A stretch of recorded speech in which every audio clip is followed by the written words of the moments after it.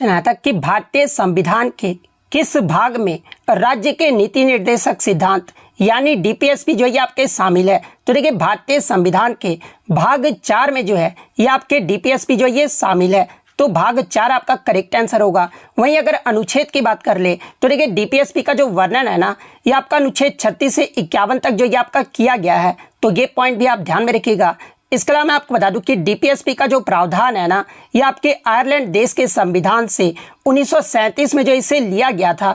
इसके अलावा मैं आपको बता दूं कि डीपीएसपी भारत के शासन के लिए जो है दिशा निर्देश का जो है एक समूह है। इसके अलावा डीपीएसपी जो है ये आपके न्यायपालिका के द्वारा जो है इसे लागू नहीं किए जा सकते हैं। तो ये सारे फैक्ट जो आपको ध्यान में रखना है। अब देखिए मैं आपको बता दूं कि डीपीएसपी से आपके प्रश्न पूछे गए हैं। तो डीपीएसपी के जो आपके 36 से 51 तक जो आपके अनुच्छेद है ना ये सारे अनुच्छेद जो है आप इसे जरूर देख लिया कीजिए। नेक्स्ट क्वेश्चन आपका यहाँ पर आया था कि पंचवर्षीय योजना जो है ये आपका कौन तैयार करता है। तो देखिए पंचवर्षीय योजना की बात कर ले तो इसे जो आपका केंद्र सरकार के द्वारा जो इसे तैयार किया जाता है और ये जो योजनाएं थी ना ये आपके हर 5 साल के लिए जो ये आपके बनाई जाती थी और इन योजनाओं की संकल्पना और निगरानी जो है ना ये आपके योजना आयोग के द्वारा जो वो किया जाता था। तो ऑप्शन में आपका योजना आयोग जो वो दिया गया था। तो योजना आयोग आपका करेक्ट आंसर होगा। इसके अलावा मैं आपको बता दूं कि योजना आयोग के जो प्रमुख होते थे ना ये भारत के प्रधानमंत्री होते थे और योजना आयोग को समाप्त कब किया गया था ये भी प्रश्न एग्जाम में पूछा जाता है। तो देखिए योजना आयोग को जो समाप्त है ना ये आपका अगस्त 2014 में जो वो किया गया था और योजना आयोग के स्थान पे आपका क्या लाया गया था। तो ये आपका नीति आयोग जो वो आपका लाया गया था और नीति का फुल फॉर्म एग्जाम में पूछा जाता है। तो देखिए नीति का जो फुल फॉर्म होता है ना ये आपका national institution for transforming India होता है। और नीति आयोग की स्थापना ये जो है कब किया गया था। तो देखिए नीति आयोग की जो स्थापना है ना ये आपका 1 जनवरी 2015 को जो है नीति आयोग की स्थापना जो वो किया गया था। और नीति आयोग के प्रमुख कौन होते हैं। तो देखिए नीति आयोग के जो अध्यक्ष है ना ये भारत के प्रधानमंत्री होते हैं। और आप कमेंट करके जवाब दीजिएगा कि नीति आयोग के वर्तमान में उपाध्यक्ष और सीईओ जो है ये कौन है। आप कमेंट करके जो इसका जवाब जो वो जरूर दीजिएगा। नेक्स्ट क्वेश्चन आपका यहाँ पर आता है कि एलिफेंटा उत्सव जो है ये आपके किस महीने में मनाया जाता है। तो देखिए एलिफेंटा महोत्सव की बात कर ले तो ये जो आपका हर साल फरवरी में मुंबई महाराष्ट्र में जो है ये आपका एलिफेंटा द्वीप पर जो ये आपका मनाया जाता है। तो महीना पूछा गया था तो फरवरी आपका करेक्ट आंसर होगा। वहीं अगर एग्जाम में पूछ ले कि एलिफेंटा जो महोत्सव है ना ये आपका किस राज्य में मनाया जाता है तो ये आपका महाराष्ट्र राज्य में मनाया जाता है।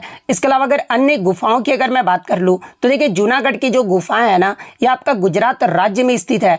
मध्य प्रदेश में स्थित गुफाओं की बात कर ले तो देखिए भीमबेटका की जो गुफा है ये आपके मध्य प्रदेश के रायसेन जिले में स्थित है। आदमगढ़ की गुफाएं ये भी आपका मध्य प्रदेश के होशंगाबाद जिले में स्थित है। इसके अलावा सरुमारू गुफाएं भी जो है ये आपका मध्य प्रदेश में स्थित है। और पांडव गुफाएं भी जो है ना ये आपके मध्य प्रदेश राज्य में स्थित है।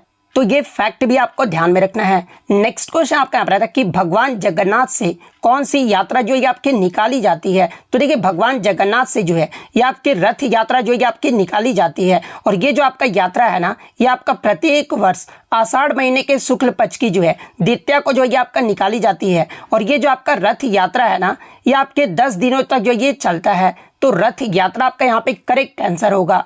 इसके अलावा एग्जाम में यहाँ से एक प्रश्न पूछा जाता है कि रथ यात्रा में जो है कौन कौन शामिल होते हैं। तो देखिए रथ यात्रा में भगवान जगन्नाथ के साथ जो है उनके बड़े भाई बलराम और उनकी बहन सुभद्रा भी जो वो शामिल होते हैं। तो ये पॉइंट भी आप ध्यान में रखिएगा। इसके अलावा रथ यात्रा में आपके कितने रथ होते हैं। तो देखिए रथ यात्रा में जो है ना ये आपके 3 रथ होते हैं। और सबसे आगे जो रथ होता है ना ये किनका होता है। तो ये आपके भगवान बलराम का होता है। इसके अलावा जो और भगवान बलराम के रथ को क्या कहा जाता है। तो देखिए भगवान बलराम के जो रथ होते हैं ना उन्हें आपका ताल ध्वज जो वो कहा जाता है। तो ये पॉइंट भी आप ध्यान में रखिएगा।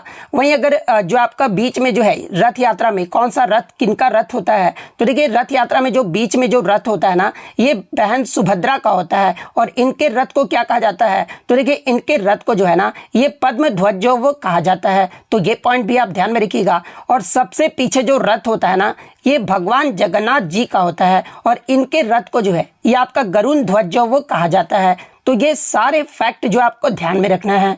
नेक्स्ट क्वेश्चन आपका यहाँ पर आया था कि सरदार स्वर्ण सिंह समिति का संबंध ये जो आपके किस संशोधन से है। तो देखिए सरदार स्वर्ण सिंह समिति की बात कर ले तो इन्हीं समिति के सिफारिश पर जो है 42वें संविधान संशोधन अधिनियम जो कि आपका वर्ष 1976 में हुआ था और इसके जरिए जो है भारतीय संविधान में 10 मौलिक कर्तव्य को जो ये आपका जोड़ा गया था। तो 42वां संविधान संशोधन आपका करेक्ट आंसर होगा। हालांकि मैं आपको बता दूं कि सरदार स्वर्ण सिंह समिति के द्वारा जो है आपके टोटल 8 मौलिक कर्तव्यों की सिफारिश जो वो किया गया था और 2 मौलिक कर्तव्य जो है ना ये आपकी इंदिरा गांधी सरकार के द्वारा जो ये आपका जोड़ा गया था।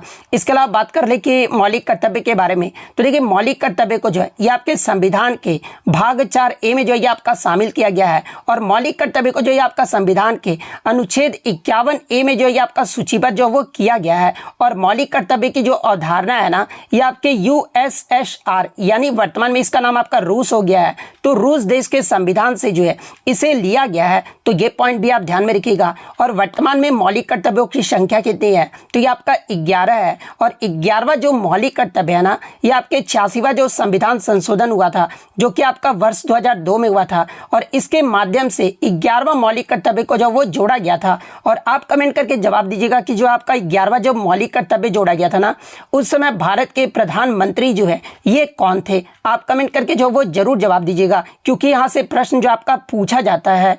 नेक्स्ट आपका यहाँ पर था कि भारतीय संविधान के अनुच्छेद 42 जो है ये किससे संबंधित है। तो देखिए अनुच्छेद 42 की बात कर ले तो ये जो आपके काम के न्याय संगत और मानवीय परिस्थितियों और मातृत्व राहत से है और ये जो आपका DPSP के सिद्धांतों में से एक है। तो ये वाला ऑप्शन आपका यहाँ पे करेक्ट आंसर होगा। और ये प्रश्न जो आपको मैं बता दूं कि ये सारे जो प्रश्न ये आपका रिपीटेड प्रश्न है। इससे पहले भी जो आपका TCS के द्वारा जो है ये सारे प्रश्न जो वो पूछे गए थे।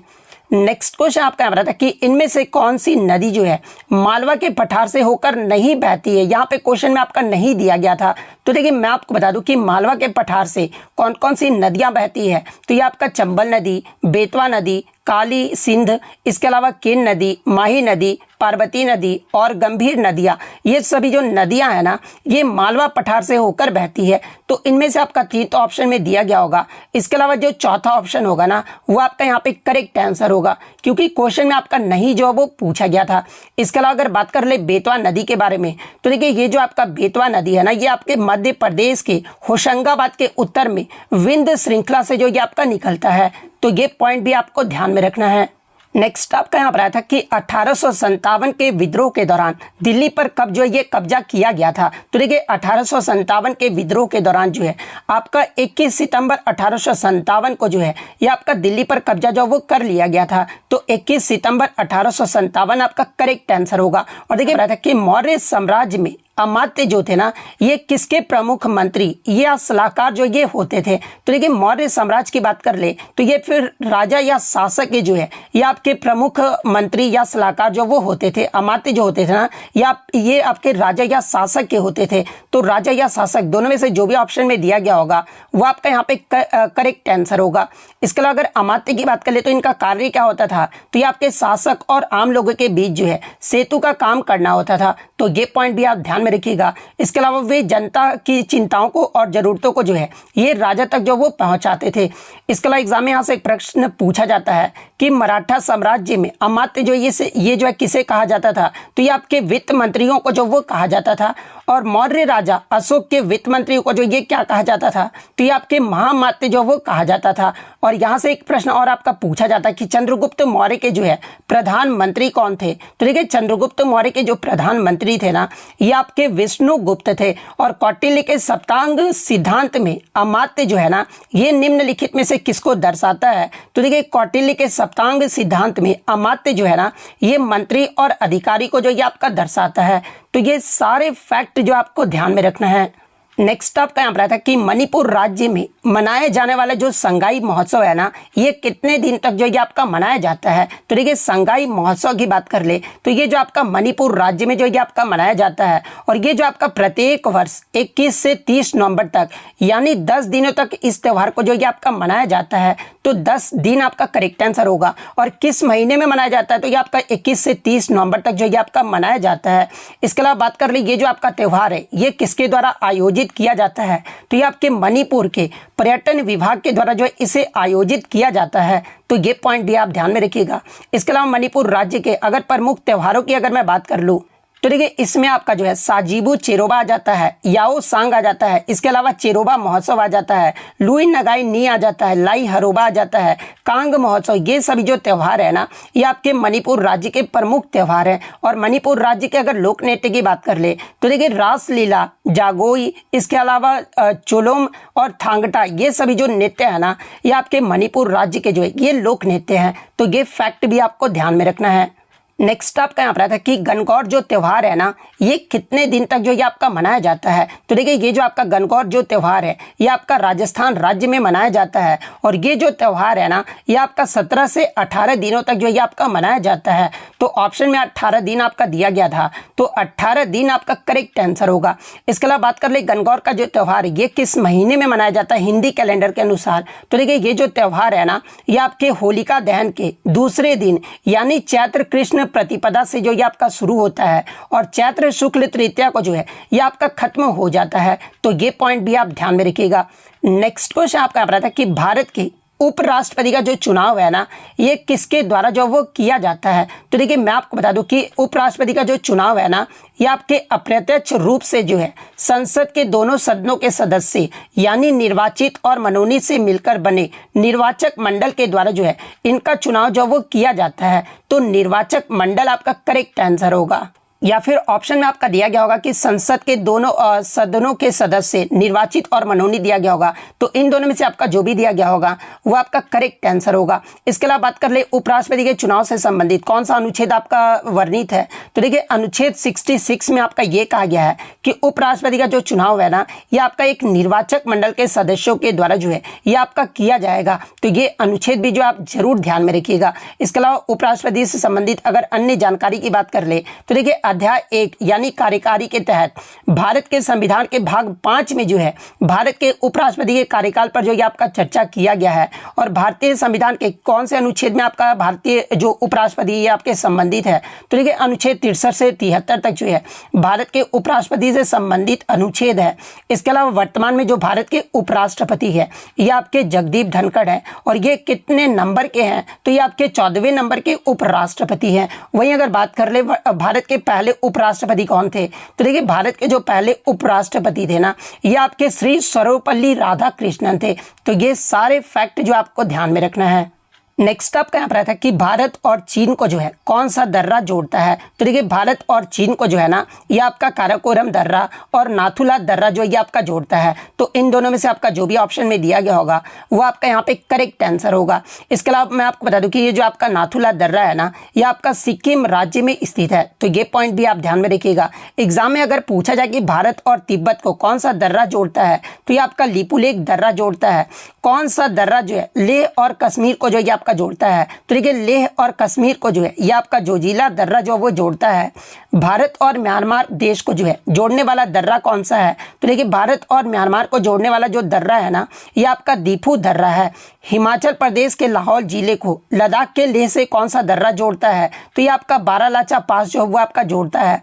कुल्लू घाटी को भारत के हिमाचल प्रदेश की लाहौल और स्पीति घाटियों से कौन सा दर्रा जोड़ता है। तो ये आपका रोहतांग दर्रा जो ये आपका जोड़ता है। तो ये सारे फैक्ट जो आपको ध्यान में रखना है।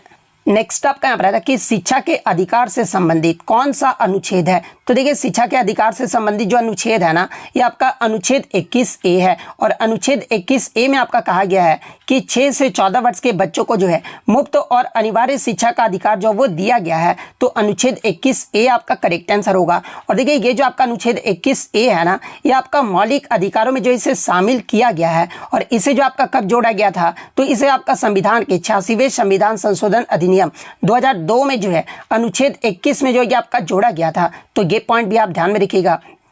इसके अलावा अगर अधिनियम की बात कर ले तो देखिए शिक्षा का अधिकार अधिनियम यानी राइट टू एजुकेशन अधिनियम जो है ना ये आपका 2009 के जरिए इस अधिकार को जो है आपका लागू किया गया था। और इस अधिनियम को 2 जुलाई 2009 को जो है यानी राइट टू एजुकेशन अधिनियम को 2 जुलाई 2009 को जो है ये आपका संसद ने पारित किया था। और इसे आपका 1 अप्रैल 2010 से जो वो लागू किया गया था। तो ये पॉइंट भी आप ध्यान में रखिएगा। इसके अलावा शिक्षा के अधिकार से संबंधित एक और आपका अनुच्छेद है जो कि आपका अनुच्छेद 45 है। और अनुच्छेद 45 जिसके तहत 6 साल से कम उम्र के बच्चों के लिए जो है प्रारंभिक बचपन की देखभाल और शिक्षा का प्रावधान जो वो किया गया है। तो ये फैक्ट भी आपको ध्यान में रखना है।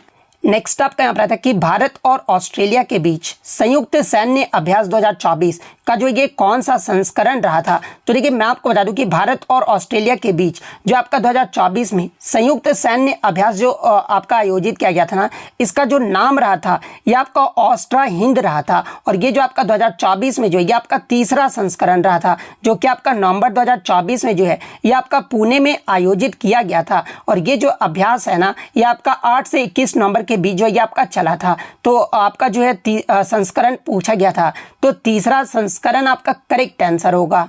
नेक्स्ट आपका यहाँ पर आया था कि हाल ही में प्रधानमंत्री के आर्थिक सलाहकार परिषद के अध्यक्ष और प्रसिद्ध अर्थशास्त्री कौन थे जिनका 69 वर्ष की आयु में जो है यह आपका निधन हो गया है। तो देखिए मैं आपको बता दूं कि प्रधानमंत्री के आर्थिक सलाहकार परिषद के अध्यक्ष और प्रसिद्ध अर्थशास्त्री जो थे ना, ये आपके डॉक्टर विवेक देवराय थे, जिनका 69 वर्ष की आयु में जो है ये आपका दिल्ली में जो वो निधन हो गया है। तो डॉक्टर विवेक देवराय आपका करेक्ट आंसर होगा।